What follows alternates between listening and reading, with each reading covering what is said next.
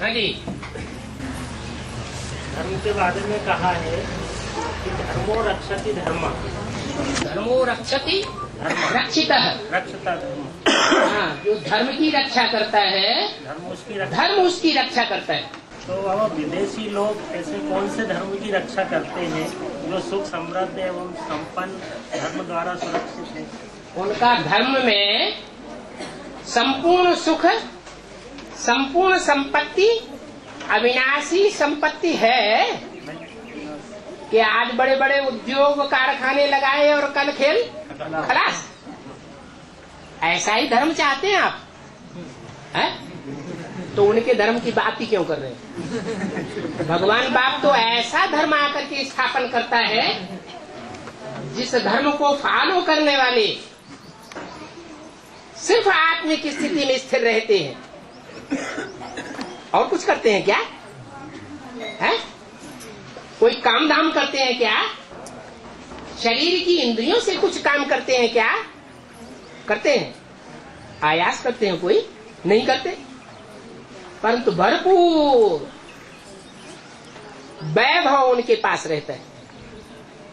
देवताएं कोई मेहनत नहीं करते, फिर भी भरपूर रहते। और इस सृष्टि की 2500 साल की हिस्ट्री हमको मिलती है। एक तारीख सहित उस हिस्ट्री में दुख ही दुख रहा है या सदैव सुख रहा है? दुख रहा है। लेकिन जो देवताओं की सृष्टि है, जिसकी मनुष्यों के पास हिस्ट्री ही नहीं है, वो देवताओं की सृष्टि में सुख ही सुख होता है, दुख नहीं होता है। जैसे 24 घंटे में आधा समय रात्रि होती है, अंधकार होता है, और आधा समय सोझरा होता है। ऐसे ही ये 4 युगों की सृष्टि है, इसमें आधा समय सुख की सृष्टि है। भगवान की बनाई हुई सृष्टि, देवताओं की सृष्टि, जिसमें सुख ही सुख होता है। भले कुछ कलाएं कम जरूर होती रहती हैं, लेकिन दुख नहीं होता है। उसके मुकाबले द्वापुर, द्वैतवादीपुर,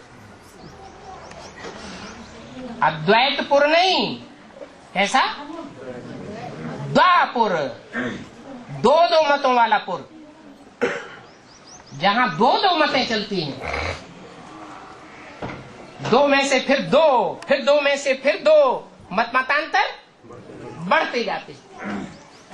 ऐसी सृष्टि में दुख ही दुख होता है। 100% सुख किसी को नहीं होता है।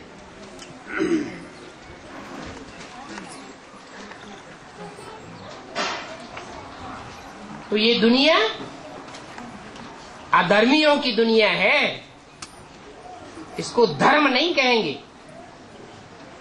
धर्म माने धारणा, और धारणा श्रेष्ठ की होनी चाहिए या निष्कृष्ट की होनी चाहिए? श्रेष्ठ की धारणा होना चाहिए। और श्रेष्ठ थे, श्रेष्ठ कौन है? इब्राहिम, बुद्ध, क्राइस्ट, शंकराचार्य, मोहम्मद, गुरु नानक। इनको श्रेष्ठ थे श्रेष्ठ, और इनकी मत को श्रेष्ठ थे श्रेष्ठ कहेंगे? नहीं कह सकते। श्रेष्ठ थे श्रेष्ठ पाटधारी कौन है? कौन है? नहीं, प्रजापिता को तो शास्त्रों में बकरे का मुख भी दिखाई दिया है। वो तो महाअहंकारी भी बनता है। इसलिए प्रजापिता शब्द नहीं कहा जा सकता। दुनिया की 500-700 करोड़ मनुष्य आत्माओं की जो प्रजा है, उस सब का बाप एक होगा या अनेक होंगे? उसका नाम है प्रजापिता। परंतु 500-700 करोड़ की जो प्रजा है उसमें निष्कष्ट ज्यादा है या श्रेष्ठ है? निष्कष्ट ज्यादा है, इसलिए प्रजापिता श्रेष्ठ नहीं है। ये तो महाअहंकारी भी बनता है, इसलिए मुरली में बोला है राम ही रावण बनता है। टाइम अलग अलग है। तमोप्रधान बनता है तो अति का तमोप्रधान, जो बोला है बच्चे तुम्हारा बाप आया हुआ है, अच्छे से अच्छा पार्ट बजाया तो भी तुम्हारा बाप था, और जब तुम न सुधरते हो 70-75 साल बीत जाते हैं और भगवान की बात एक कान से सुनकर दूसरे कान से निकाल देते हो, सुनी अनसुनी कर देते हो, तो तुम्हारा भी बाप आया हुआ। न सुधरने वालों का भी बाप आया हुआ है। सीधी उंगली से घी नहीं निकलता है तो क्या करते हैं? टेढ़ी उंगली करके निकालते हैं। तो वो राम राम भी है और राम रावण भी है। उसके लिए गायन है राम राजा राम प्रजा राम साहूकार। ऊंचते ऊंच पार्टधारी भी है और नीचे तक इंच भी पार्ट बजाता है। सारी सृष्टि का वो बीज है। बीज में मनुष्य सृष्टि का एक एक पत्ता, एक एक टहनी, एक एक फूल, एक एक फल, एक एक डाली, तना और जड़ों का अस्तित्व समाया हुआ है या नहीं? बीज में सारा वृक्ष समाया हुआ है। इसलिए गीता में कहा गया है नाम तेषु ते मैं। क्या मतलब हुआ? मैं उनमें नहीं हूं, वो सब मेरे अंदर है।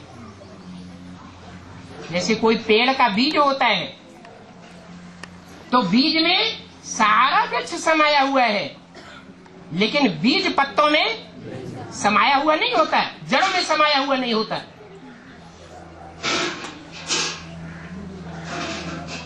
तो वो तो सबका बाप है। हाँ जी बाबा, सतयुग में तो संपूर्ण सुख शांति होगी, तो कहते हैं कि जो आखिरी नारायण होगा वो राम से उधार लेगा। बाबा वहाँ पे क्यों लेगा? उधार लेगा। सतयुग में सदैव 16 कलाएं ही होती हैं, या कलाएं कम भी हो जाती हैं? कम भी हो जाती हैं। सतयुग आदि में 16 कलाएं संपूर्ण। कला माने आत्मा की रोशनी। और सतयुग के अंत में कलाएं कम हो जाती हैं। तो जब कलाएं कम हो जाती हैं तो राम वाली आत्मा, उसकी शक्ति भी क्षीण होगी या नहीं होगी? हैं? क्षीण होती है। और आत्माओं की भी शक्ति 2 कला कम हो जाती है। तो ये संगम युग का गायन, क्योंकि संगम युग में ही ये शूटिंग होती है। राम वाली आत्मा राजा बनने का भी पार्ट बजाती है, शूटिंग करती है, और दूसरों से बीच बीच में जब तामसी बनती है तो प्रजावर्ग का भी पार्ट बजाती है। राजा कभी किसी से प्रभावित होगा क्या है? वो अपनी चलाएगा या सबकी मानेगा? अपनी चलाएगा, किसी से प्रभावित नहीं होता। प्रभावित माना ही प्रजा। तो राम वाली आत्मा प्रजा भी बनती है। उस समय का ये गायन है। वो रिहर्सल यहां होती है। सतयुग में राम वाली आत्मा कोई प्रजा वर्ग के बड़े साहूकार के यहां जन्म लेती है। जैसे आज के बड़े बड़े साहूकार हैं, वो गवर्नमेंट को अपनी मुट्ठी में रखते हैं कि नहीं करते हैं? रखते हैं।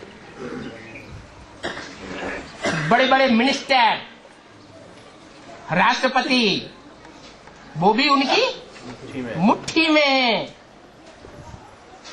ऐसे ही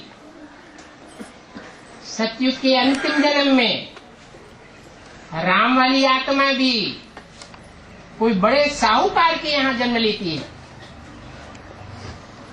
और प्रजावर्ग की है या राजवर्ग में? प्रजावर्ग में।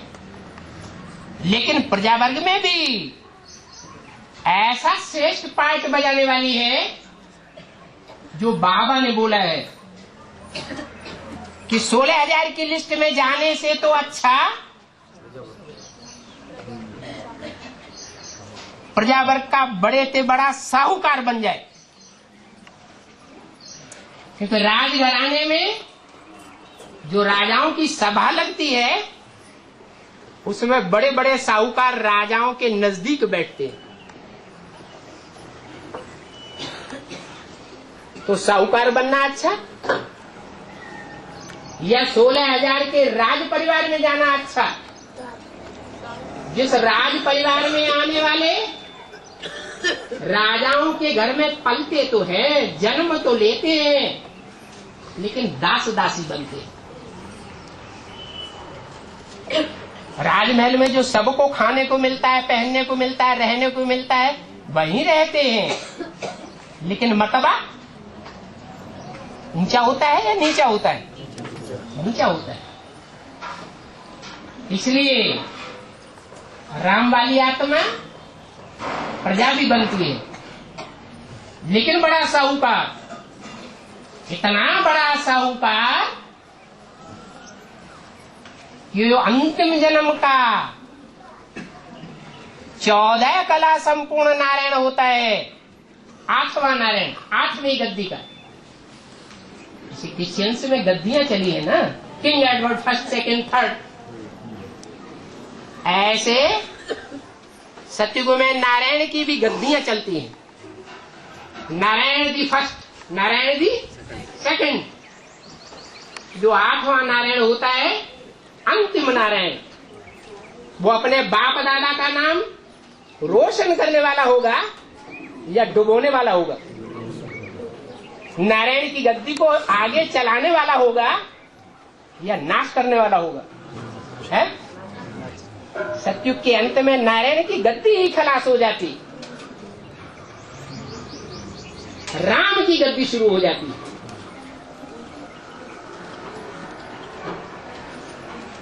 क्योंकि राम वाली आत्मा साहूकार बन करके अंतिम नारायण को इतना कर्ज देती है,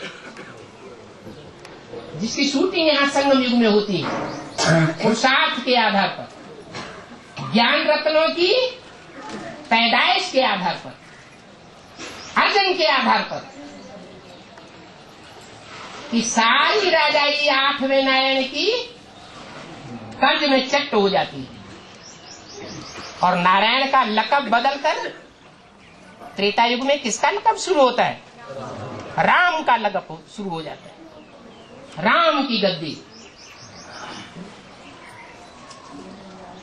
और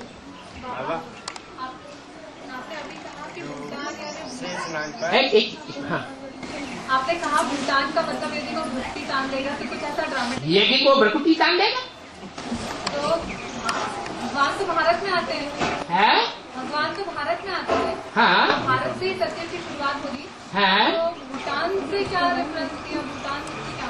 वो भूटान जो है वो भारत के किनारे पर है हाँ, या विदेश में है? किनारे। भारत के किनारे पर ही तो है। और भारतवासी जो सबसे ज्यादा भ्रष्ट बन गए हैं, उनसे किनारा करने वाला अच्छा या उनमें रिदा बिदा अच्छा? कौन अच्छा है? किनारा करके रहना अच्छा है ना। जैसे बाबा कहते हैं आप मुए मर गई दुनिया। जानते हैं ये सब अनिश्चय बुद्धि होने वाले हैं, ये बाप की बात मानने वाले नहीं है, बाप को धोखा देने वाले हैं परसेंटेज में। तो ऐसों से किनारा करना अच्छा है या उनमें आसक्त होना अच्छा है? अटैचमेंट में रहना अच्छा है या उनसे डिटैच होकर के रहना अच्छा है? डिटैच होकर के रहना अच्छा है। इसलिए भारत के किनारे पर दिखाया गया है। और भारत देश के 4 दिशाएं दिखाई जाती हैं। उन 4 दिशाओं में 4 कोण भी हैं। ऊंचे से ऊंचा जो कोना है वो कौन सा कोण कहा जाता है? ईशान कोण। उसका आधिपत्य ईश्वर शंकर को दिखाया जाता है। देव देव महादेव। वो शिव ऐसा पाठधारी है जो आप समान बनने वाले बच्चे में ही प्रवेश होता है और किसी दूसरे में प्रवेश नहीं होता है। ऐसे बच्चे में आता है जो पुरुषार्थ करके बाप समान निराकारी निर्विकारी निरंकारी स्टेज को बनाता है। इसलिए 33 करोड़ देवताओं के बीच में एक ही आत्मा का ऐसा गैंड है, एक ही देवता का गैंड है जिसका नाम शिव के साथ जोड़ा जाता है। क्या कहते हैं? शिव शंकर भोलेनाथ। शिव ब्रह्मा भोलेनाथ कहा जाता है, शिव विष्णु कहा जाता है, शिव लक्ष्मी कहा जाता है, शिव नारायण भी नहीं कहा जाता, शिव जगदम्बा भी नहीं कहा जाता। क्या कहते हैं? जहां जहां बाप का नाम आएगा वहां वहां बच्चे का नाम ऐड किया जाता है। ये परंपरा आज भी दुनिया में चल रही है। एंड सन्स कंपनी, कोई भी कंपनी खोलते हैं तो बाप का नाम और फिर एंड सन्स बच्चों का नाम नंबर 1। और नेपाल और भूटान का भोपाल से कोई संबंध है क्या? है नेपाल और भूटान का भोपाल से कोई संबंध है? भू माने पृथ्वी और पाल माने पालने वाला। भूपाल का अर्थ हुआ पृथ्वी का पालनहार।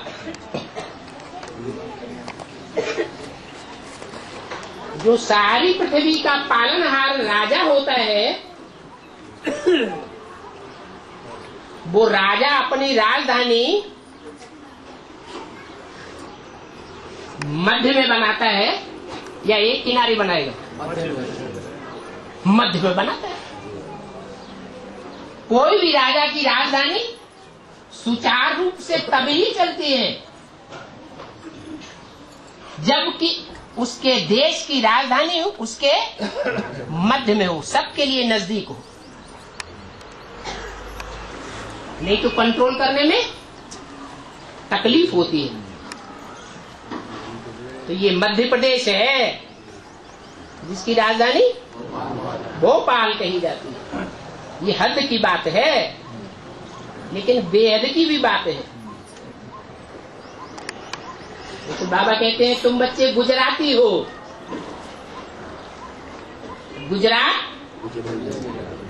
जिसके अज्ञान की रात गुजर गई। ऐसे नहीं वो स्कूल गुजराती, वो ही गुजराती है, नहीं। बेहद के गुजराती कौन है? जिनके अज्ञान की रात गुजर गई। राजस्थान किसका स्थान? राजाओं का स्थान। भगवान आते हैं तो सारी दुनिया से ऐसा पुरुषार्थ करने वाले 108 मण के रूपी आत्माओं का चयन करते हैं,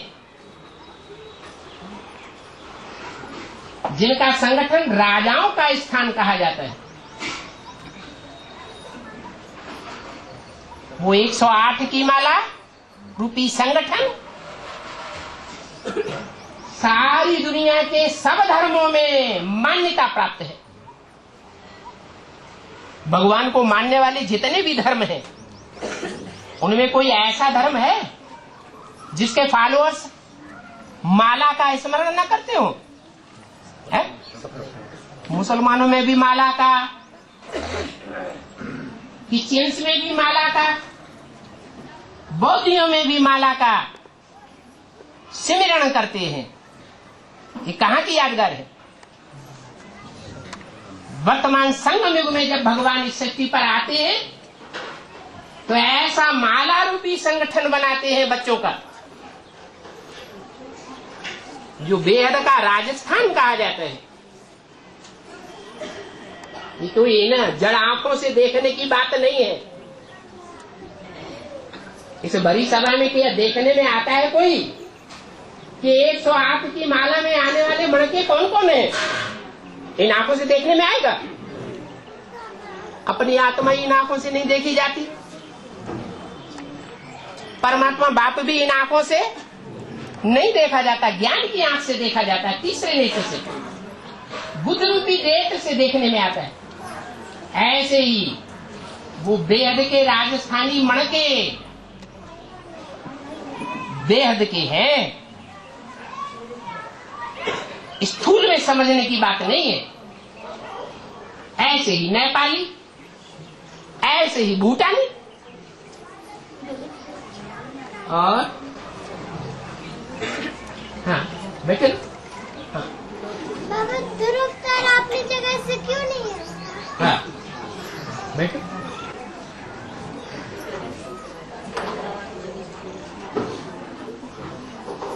जो तारा है,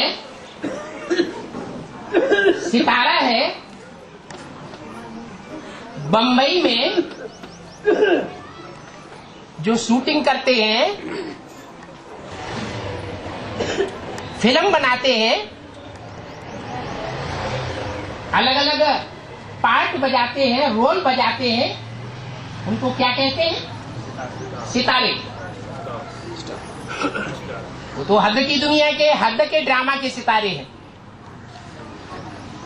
लेकिन भगवान बाप जब आते हैं तो बेहद के आत्मा रूपी सितारे, जो इस दुनिया में 500-700 करोड़ मनुष्य आत्माएं हैं, उन आत्माओं के बीच में 9 लाख सितारे ऐसे हैं चैतन्य, जो सृष्टि के आदि से लेकर के अंत तक सारी दुनिया में चमक मारते रहते हैं ज्ञान की।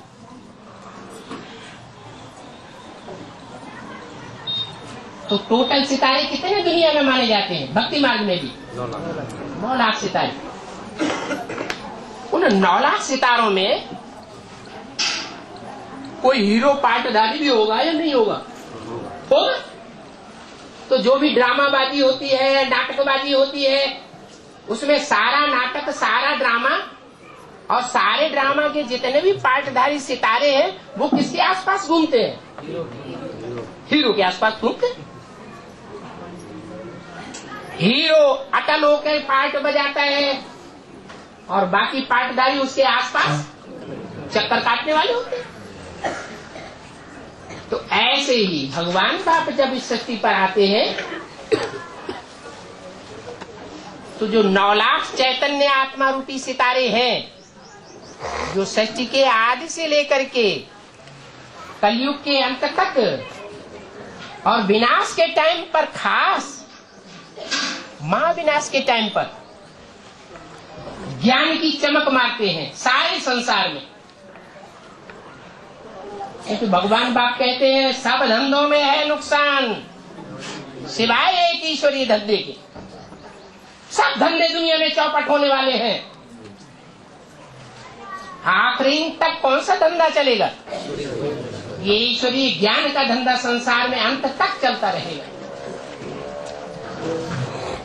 उसमें ज्ञान की चमक मारने वाले, वो ज्ञान प्रकाश का धंधा करने वाले कितने सितारे होंगे? 9 लाख सितारे रूपी चैतन्य आत्माएं होंगी। सारी दुनिया उनको टीवी में देखेगी, सारी दुनिया उनको कंप्यूटर में देखेगी, सारी दुनिया उनको अखबार में देखेगी, पढ़ेगी, रेडियो में सुनेगी।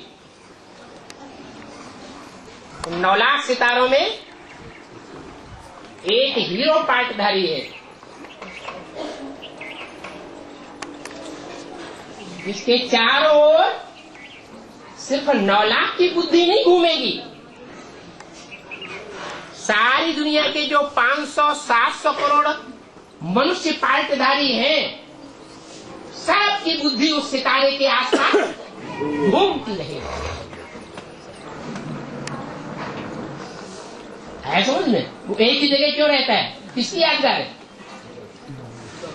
चैतन्य पार्टधारी आत्मा है, हीरो पार्टधारी इस रंगमंच की, जो अधिक होकर के पार्ट बजाती है। हाँ जी। और त्रिमूर्ति के चित्र में जो ब्रह्मा के नीचे लिखा हुआ है जीवन मुक्ति और शंकर के नीचे लिखा हुआ है मुक्ति, तो क्या जीवन मुक्ति ब्रह्मा के द्वारा मिलती है? ब्रह्मा की आत्मा खलास हो गई या पार्ट बजा रही है? तुम्हारी नजर में क्या है? पार्ट बजा रही है ना? कहाँ पार्ट बजा रही है? वो तो 68 में सली छोड़ दिया है। कैसे वो सूक्ष्म रूप का भी कोई यादगार है? राम बाप में मैंने प्रवेश करके पार्ट कोई यादगार है?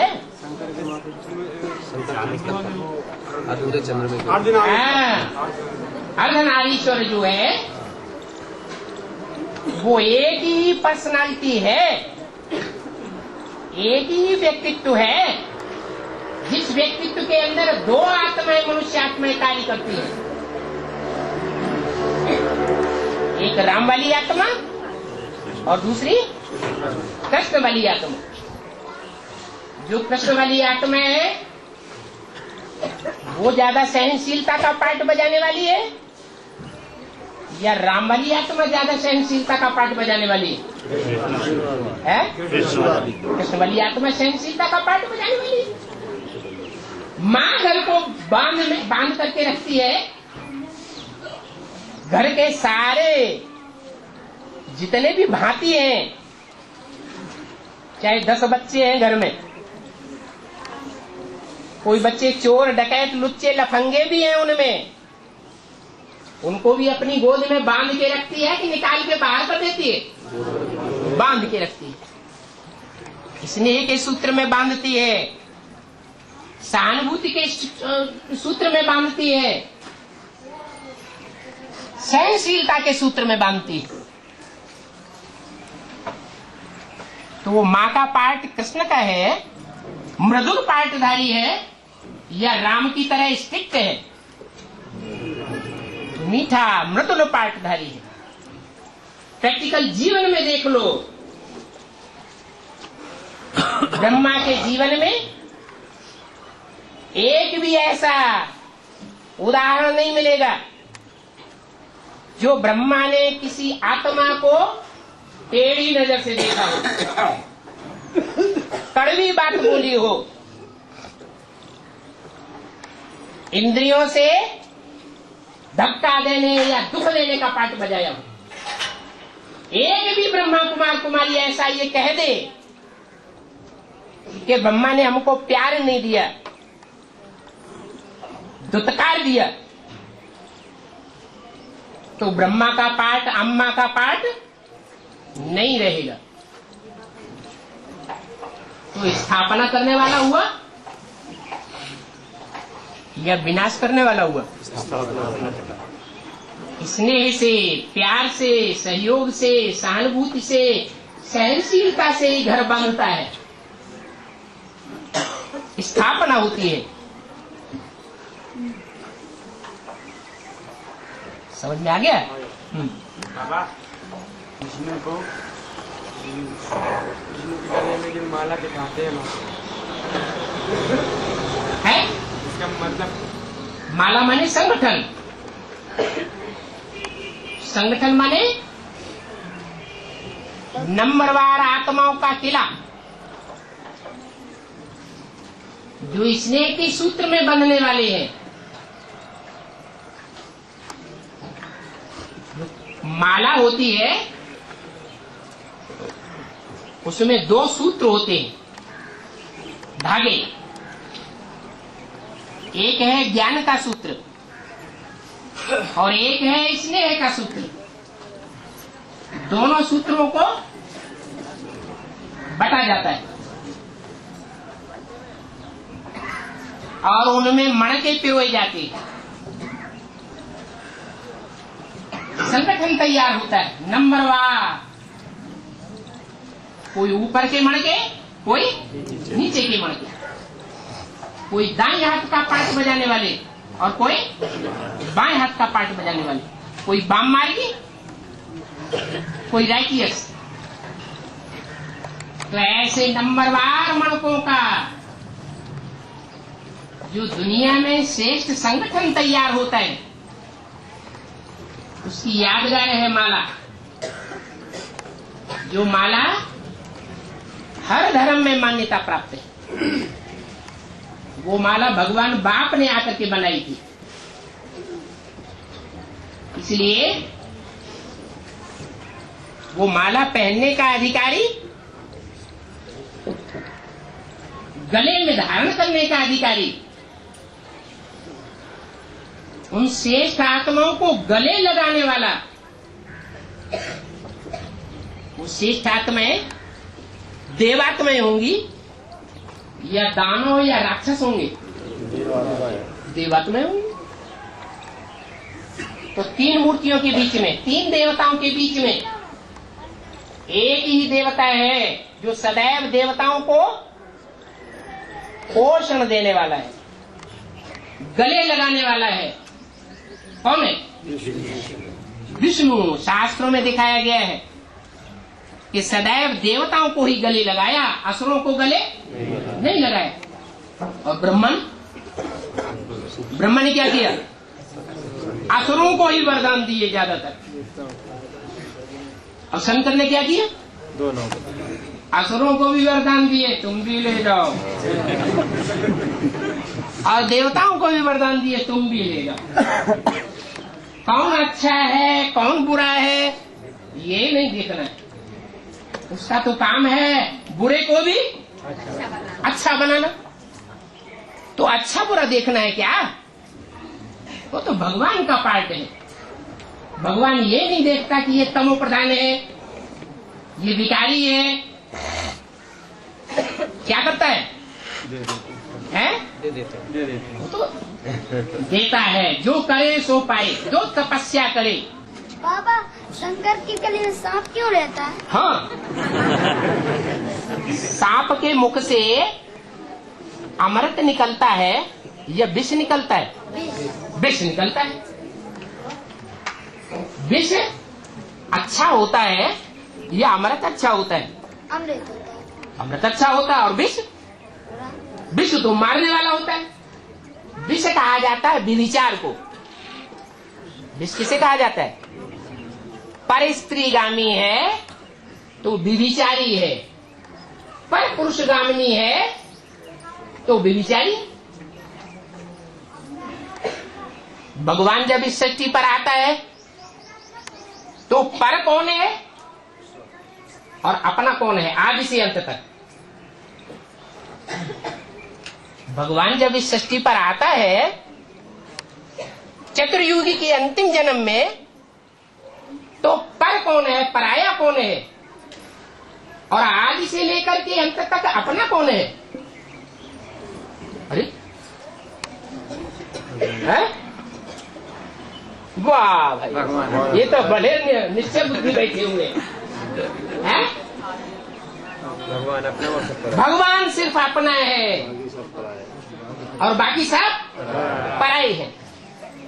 कोई कहे क्या प्रूफ? बिना प्रूफ के उंगली उठा रहे? तो प्रूफ है। सन 47-48 में जब हिंदुस्तान पाकिस्तान का बंटवारा हुआ था और खून की नदियां बहने लगी थी, तब पता चला था लोगों को, जिनको अपना समझ करके जीवन में उन्होंने 7-7 तालों के अंदर बंद करके रखा हुआ था कि ये मेरे अपने हैं, उनको छोड़ छोड़ करके भाग गई। अपनी जान बचाने की पड़ गई, अपनी बीवी को नहीं देखा, अपने बच्चे को नहीं देखा, अपनी बच्ची को नहीं देखा। उनकी संभाल किसने की? भगवान ने ही उनकी संभाल की। शास्त्रों में उदाहरण दिया हुआ है, द्रौपदी का जब चीरहरण हुआ, आज घर घर में चीरहरण हो रहा है, जोर जबरदस्ती की जाती है माताओं कन्याओं के ऊपर। भगवान की भाषा में सब पुरुष दुर्योधन दुशासन, विकारों की तैश में आते हैं तो दुर्योधन और दुशासन की वृत्ति जागृत हो जाती है, जोर जबरदस्ती करते हैं।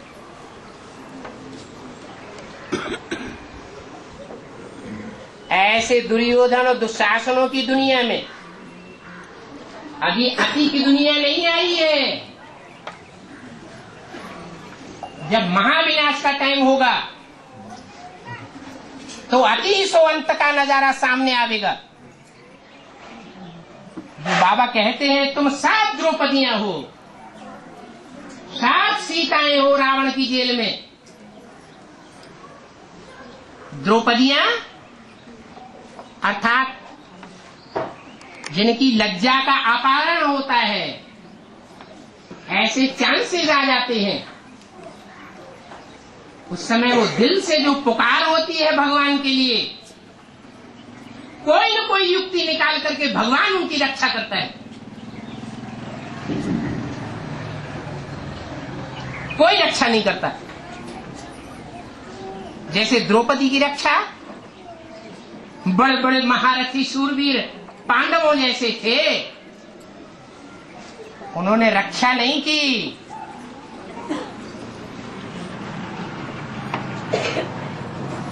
बड़े बड़े भीष्म पितामहों ने रक्षा नहीं की।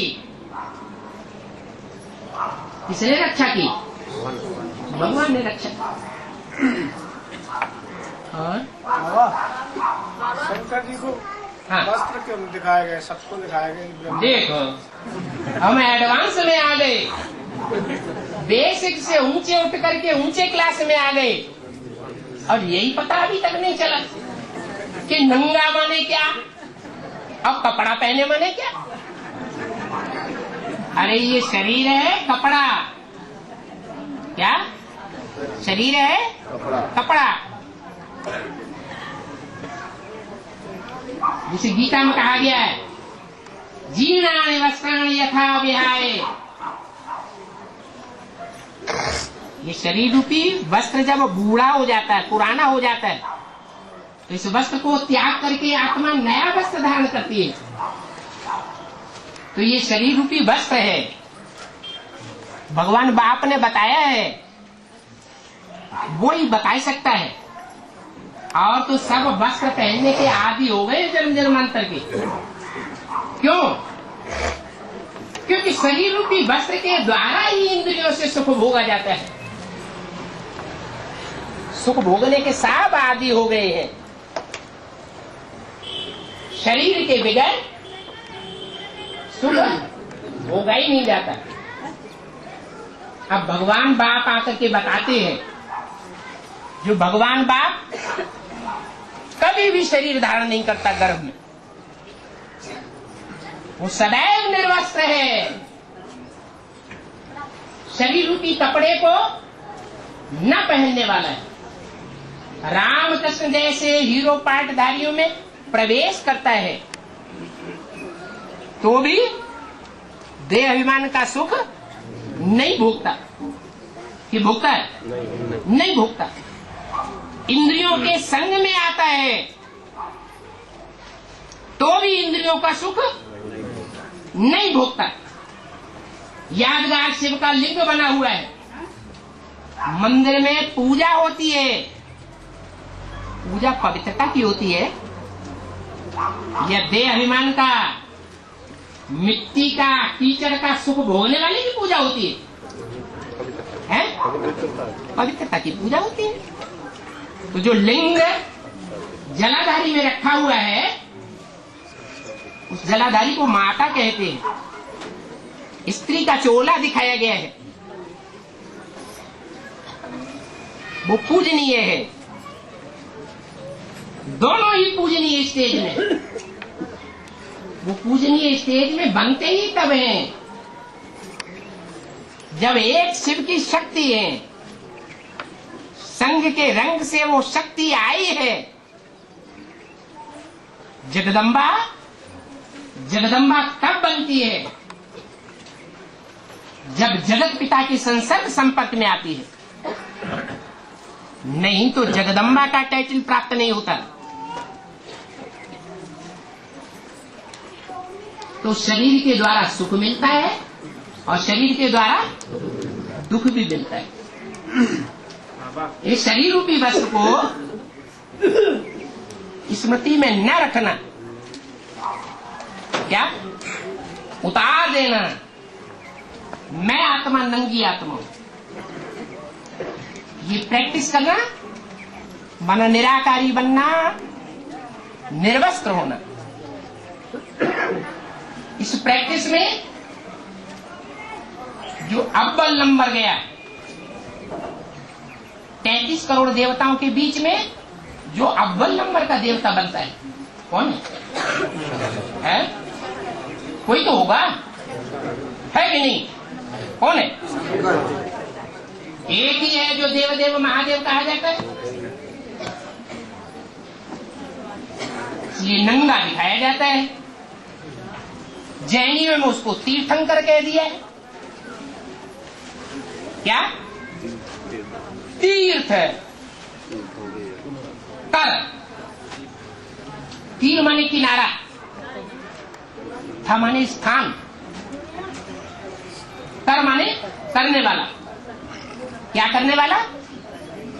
तीर माने किनारे पर लगाने वाला, ठिकाने पर लगाने वाला। ये दुनिया विषय सागर है, विषय वैतरणी नदी है। उस नदी के पार ले जाने वाला, विषय सागर के किनारे ले जाने वाला वो तीर्थंकर है, शंकर है, आदि पुरुष कहा जाता है। सारी मनुष्य सृष्टि का एक ही आदि होगा, एक ही बाप होगा या ढेर बाप होंगे? सारी मनुष्य सृष्टि का एक ही बाप है। हिंदुओं में उसको शंकर कहते हैं, जैनियों में उसे तीर्थंकर कहते हैं, अंग्रेजों में उसे आदि, आदि के स्थान पर हिंदुओं में तो आदि देव कहते हैं, लेकिन अंग्रेजों में एडम कहते हैं। आदम को मुसलमानों में कहते हैं। नाम किस आधार पर पड़ता है? काम के आधार पर पड़ता है। तो अच्छाई की शुरुआत अव्वल नंबर की जिसने की, उस मनुष्य का नाम आदम, एडम, आदिदेव, आदिनाथ पड़ा। वो एक ही है, सृष्टि का आदि पिता, अनेक नहीं है। हाँ जी बाबा, बाबा, हाँ जी हाँ जी। बाबा ये जो साइकिल होती है, एक मिनट, बाबा बैठे हाँ जी बाबा ये जो अड़ू होता है, बाबा ने कहा जहाँ से शुरू होता है वहीं आकर के एक एक अड़ू जाकर के मिल जाता है। तो दुनिया में जब विनाश का टाइम होगा, हाँ। जो विनाश के समय हमारे शरीर जो बर्फ में दब जाएंगे, तो बाबा 5 तत्वों का ये शरीर जो हमारा है, इसका भी तो 5 तत्व के एक एक अणु वहीं इकट्ठा होंगे हर एक उसमें, तो कैसे सुरक्षित है?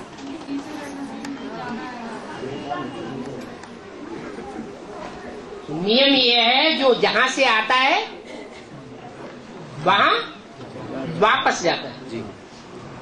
उस सभा में भी जो जहाँ से आया है वहाँ वापस जाएगा। इस सृष्टि रूपी रंगमंच पर ही ऐसे ही है, चाहे जड़ अणु हो और चाहे आत्मा रूपी चैतन्य अणुवणीय समात्मा हो,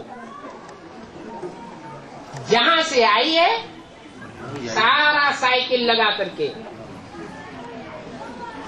वही वापस जाना है। आज में जहां थी अंत में वहीं वापस जाना। अब रही मनुष्य के या जीव जंतुओं के शरीर की बात,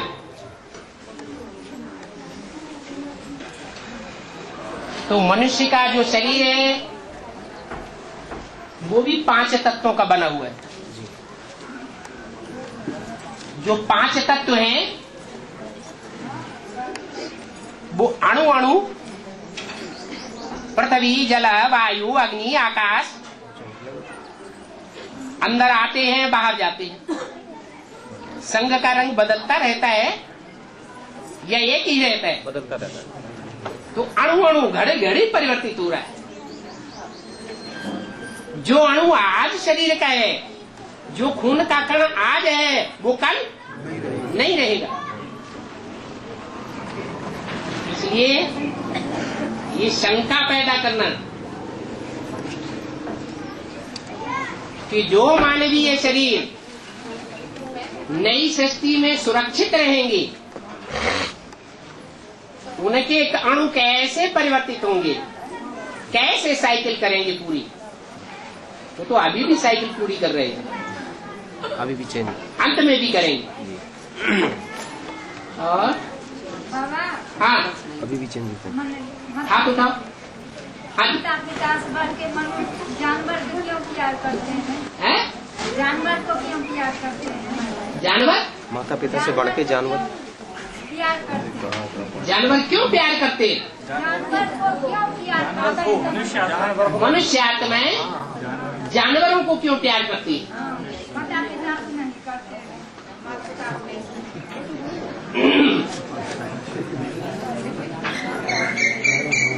एक डायनासोर का नाम सुना है? सुना है?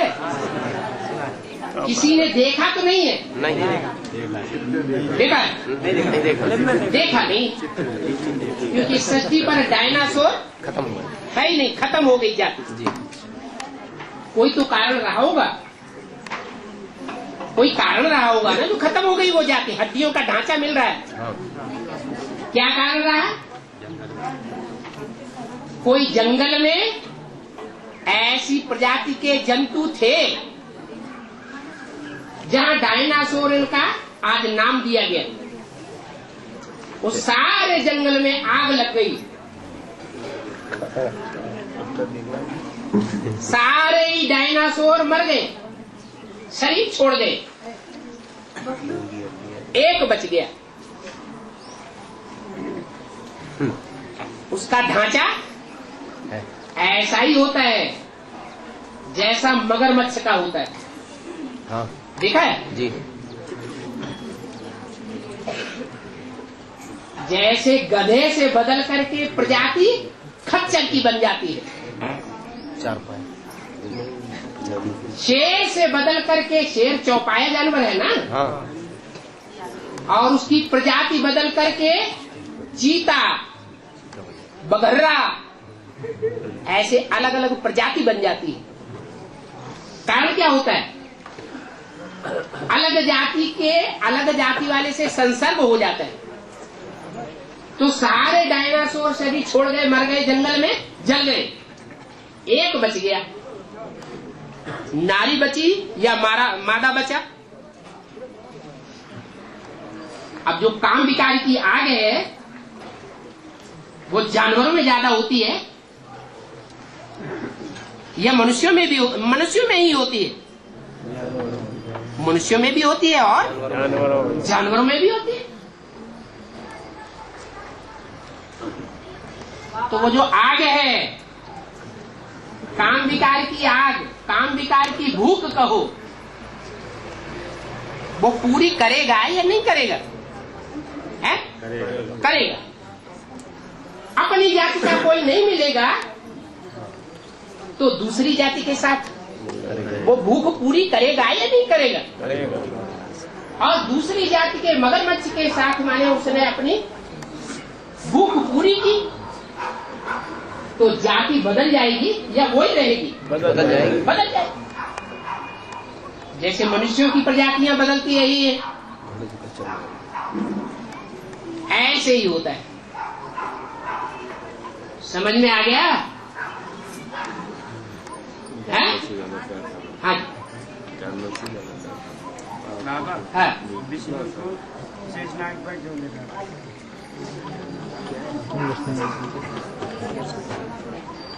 विष्णु भी संपूर्ण दिखाया गया है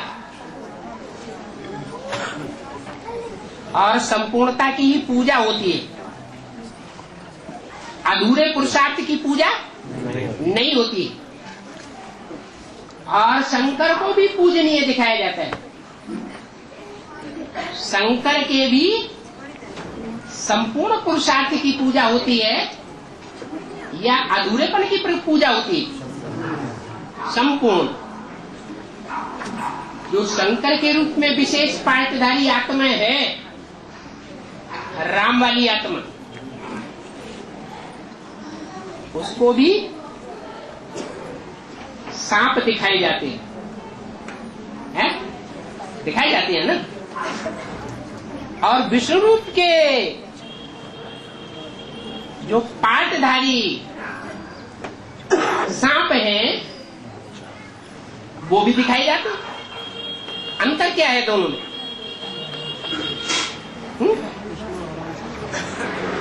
दोनों को सांप दिखाई जाते हैं। विष्णु को भी सांप दिखाए गए, शंकर को भी सांप दिखाए गए। अंतर क्या है? एक को डसते हैं और एक की रक्षा करते हैं। हाँ, एक ऐसा पार्टधारी है जिसकी कमर में काम विकार का आक्रमण करने वाला वो सर्प विषैना दिखाया गया है। कमर की इंद्रियों में भी आक्रमण करता है, आजू बाजू की भुजाओं में भी आक्रमणकारी है, लिपटा हुआ है कि डिटैच है, लिपटा हुआ है। गले की मोह की फांस के रूप में भी दिखाया गया है। काम, क्रोध, लोभ, मोह और अहंकार, ये पांचों विकार मानवीय रूप धारण करते हैं। क्या? मनुष्य के रूप में पार्ट बजाने वाले बनते हैं। और वो मनुष्य के रूप में पार्ट बजाने वाले इतने सशक्त विषैले होते हैं जिनसे मनुष्य साधारण जो है वो तो बहुत डरता है, भाग जाता है। भागता कि नहीं? और शंकर क्या करता है? पुरुषार्थ की इतनी तीव्र गति है,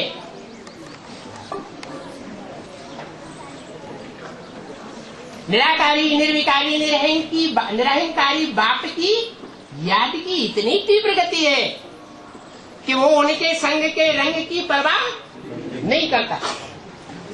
जो गाय में चंदन विष व्यापत नहीं, लिपटे रहते भुजंग। चंदन का पेड़ होता है, उसमें विषैले सर्प लिपटे रहते हैं। तो चंदन को लोग माथे पर, छाती पर, बाहों में लगाते हैं, सारे शरीर में लगाते हैं। क्या उनका शरीर विषैला हो जाता है? वो चंदन का वृक्ष विषैला क्यों नहीं बनता है? ये यादगार बनी हुई है। मानवीय शरीरों में एक शरीरधारी ऐसा भी है कि भुजंग लपटे रहे, वो तो साधारण बात है।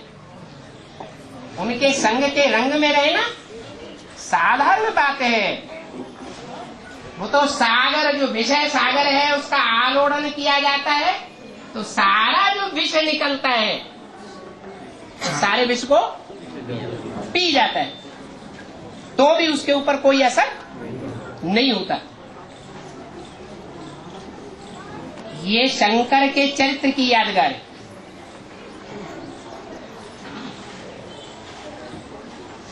तो संग का रंग शंकर को भी दिखाया गया और विष्णु को भी संग का रंग दिखाते, लेकिन अंतर क्या है? कौन बताएगा?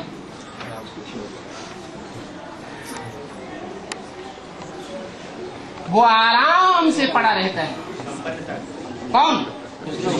विष्णु आराम से पड़ा रहता है और शंकर आराम से पड़ा रहता है कि याद करने का पुरुषार्थ करता है। क्या करता है? पुरुषार्थ करना पड़ता है, तब उनके संग के रंग को झेल पाता है। और विष्णु आराम से शैया बनाकर उनके ऊपर सोता है। इधर भी शैला पड़ा हुआ है, इधर भी शैली नागिन पड़ी हुई है, चारों तरफ नाग नागिन है। उनके संसर्ग संपर्क में रहते हुए भी उन नागों को विषैला बनाया हुआ है या निर्विष बना दिया? निर्विष बना दिया। वो आक्रमण नहीं करते, वो क्या करते हैं? रक्षक हो जाते हैं। और शंकर के जो गले में, कमर में लिपटे हुए वो आक्रमण करते हुए दिखाए जाते हैं या नहीं दिखाए जाते? दिखाए जाते। ऐसे नहीं कि शंकर के ऊपर आक्रमण नहीं करते। अरे जिसने विष ही पी लिया उसके ऊपर आक्रमण भी करें, काटे भी, विष भी छोड़ दे तो असर होगा क्या? नहीं होगा। तो ये अंतर है। अरे भाइयों कोई मौका न दो। हाँ क्या? हाँ मार्ग बताते हैं, माता बहन हनुमान के मंदिर में नहीं जाते हैं। मार्ग बताते हाँ हाँ माता बहन हनुमान के मंदिर में नहीं जाती। नहीं जाती, नहीं ना चाहे, मना करते हैं कि हनुमान के मंदिर में माताओं कन्याओं को जाकर के पूजा नहीं करनी है। तो अपना जो सीढ़ी का चित्र है, उस सीढ़ी के चित्र में हनुमान की पूजा द्वापर के अंत में, कलयुग के शुरुआत में दिखाई गई है या द्वापर में दिखाई गई? पापी कलयुग जब शुरू होता है तब जानवर जैसे देवताओं की पूजा होती है। जो जानवर की आकृति वाले भगवान बना करके बैठाए जाते हैं, उनकी भी पूजा शुरू कर देते हैं। माने कोई जानवर की तरह पार्ट बजाने वाला बंदर हुआ है, बंदर जैसा विकारी, जिसकी काम विकारी की पूंछ दिखाई जाती है, ऐसों की भी पूजा करते हैं। तो कन्या माताओं को उसकी पूजा करनी चाहिए, है? पूंछ में लपेटने का। ऐसे संगम युग में है या नहीं है?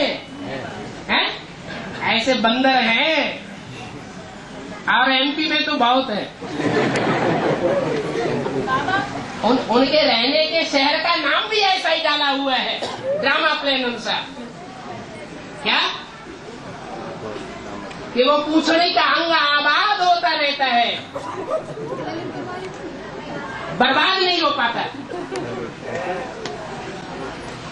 और हाँ बाबा बोलते कि मैं ब्रह्मा विष्णु शंकर तीनों के द्वारा प्रत्यक्ष होता हूँ। है, तीनों के द्वारा प्रत्यक्ष होता हूँ, ऐसा बोला है? तीन मूर्ति के द्वारा पार्ट बजाता हूँ या तीन मूर्ति के द्वारा प्रत्यक्ष होता हूँ? झूठ पाई हाँ ये बात है। हाँ वैष्णवी शक्ति में भी प्रवेश है, वैष्णवी शक्ति में ही पार्ट बजाएगा। वैष्णवी शक्ति में क्यों पार्ट बजाएगा? वैष्णव जो है, विष्णु जो है, उसका नाम क्या है? विष्णु। नो विष है टाल, यह विष है। तो जो निर्विष है, काम क्रोध लोभ मोह का विषय है, विषय विकार है ही नहीं, उसमें शिव प्रवेश करेगा नहीं। शिव विकारी में प्रवेश करेगा या निर्विकारी में प्रवेश करेगा? निर्विकारी में। तो सन्यासी में आना चाहिए, तो गृहस्थी में आता है। गृहस्थी विकारी होते हैं या सन्यासी विकारी होते हैं? गृहस्थी विकारी होते हैं।